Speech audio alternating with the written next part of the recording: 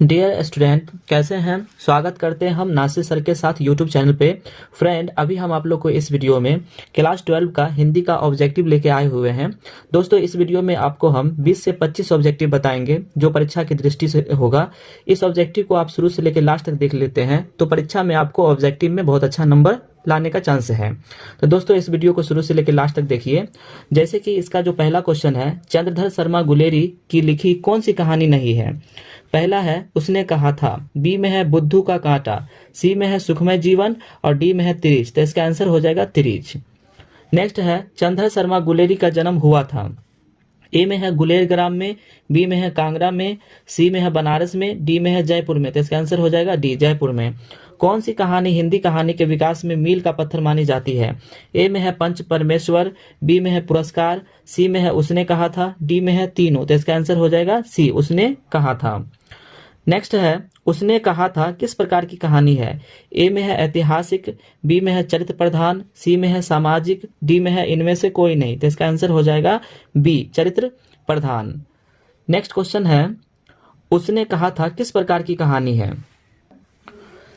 ए में है धर्म प्रधान, बी में है चरित्र प्रधान, सी में है भाव प्रधान और डी में है कर्म प्रधान। तो ये हो जाएगा सी, हो जाएगा भाव प्रधान।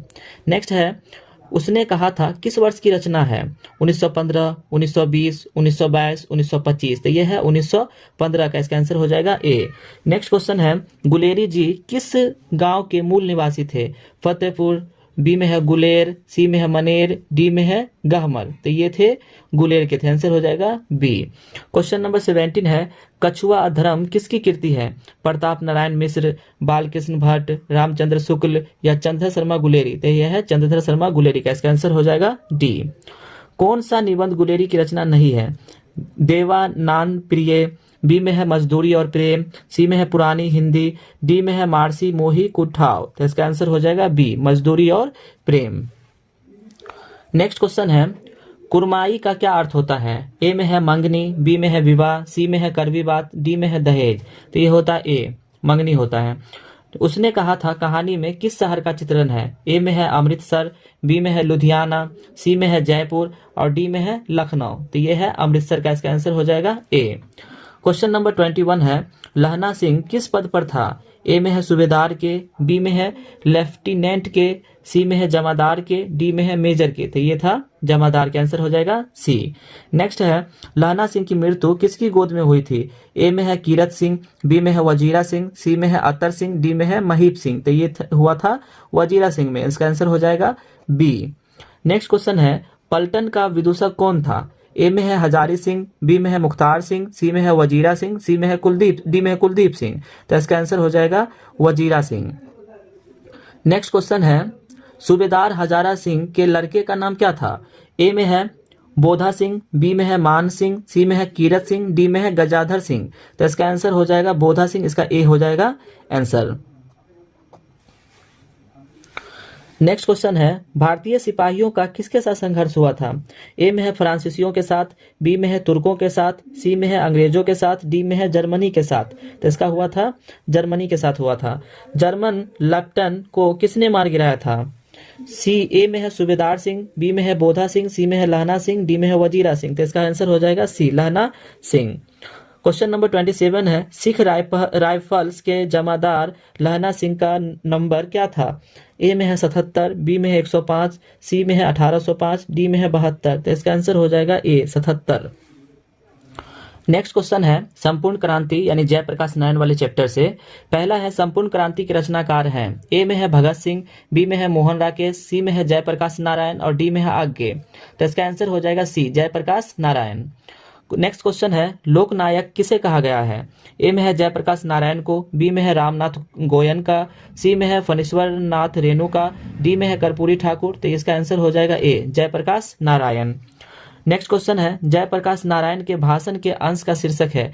ए में है ओ सदा नीरा, बी में है संपूर्ण क्रांति, सी में है अर्धनारीश्वर, डी में है प्रगति और समाज। तो इसका आंसर हो जाएगा बी, हो जाएगा संपूर्ण क्रांति। नेक्स्ट क्वेश्चन है जयप्रकाश नारायण को भारत रत्न का पुरस्कार कब प्राप्त हुआ था?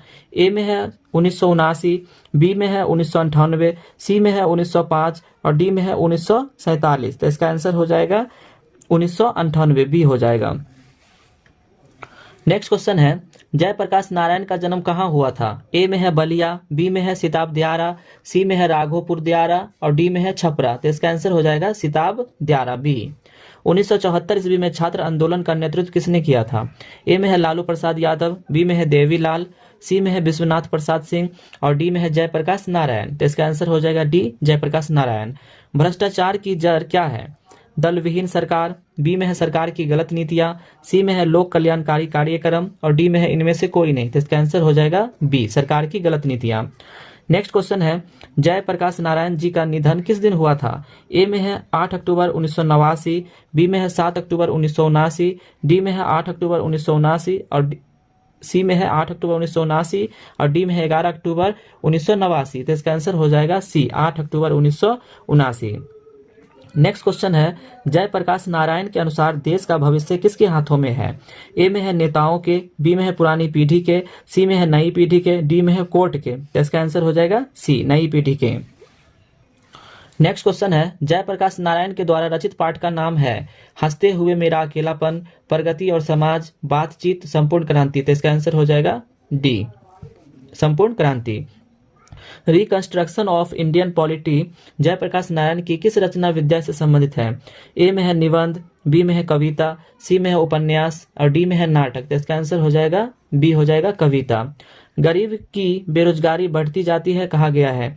ए बातचीत में, बी शिक्षा में, सी संपूर्ण क्रांति में, डी प्रगति और समाज में। तो इसका आंसर हो जाएगा सी संपूर्ण क्रांति में। अपना देश पिछड़ा हुआ है बावजूद इसके कि हमने लोकतंत्र की स्थापना की है कथन किस पाठ से संबंधित है? सिपाही की मां, बी में है शिक्षा, सी में है संपूर्ण क्रांति, डी में है प्रगति और समाज। तो इसका आंसर हो जाएगा सी हो जाएगा संपूर्ण क्रांति। नेक्स्ट क्वेश्चन है संपूर्ण क्रांति का नारा किसने दिया था? ए में है दिनकर, बी में है जयप्रकाश नारायण, सी में है मोरारजी देसाई, डी में है इनमें से कोई नहीं। तो इसका आंसर हो जाएगा B Jayaprakash Narayan. Next question है जयप्रकाश नारायण ने संपूर्ण क्रांति वाला ऐतिहासिक भाषण कहाँ और कब दिया था? ए में है इलाहाबाद में 5 जून 1977 को, बी में है रांची में 5 जून 1975 को, सी में है जमशेदपुर में 5 जून 1973 को और डी में है पटना में 5 जून 1974 को। तो इसका आंसर हो जाएगा डी पटना में भाषण दिए थे।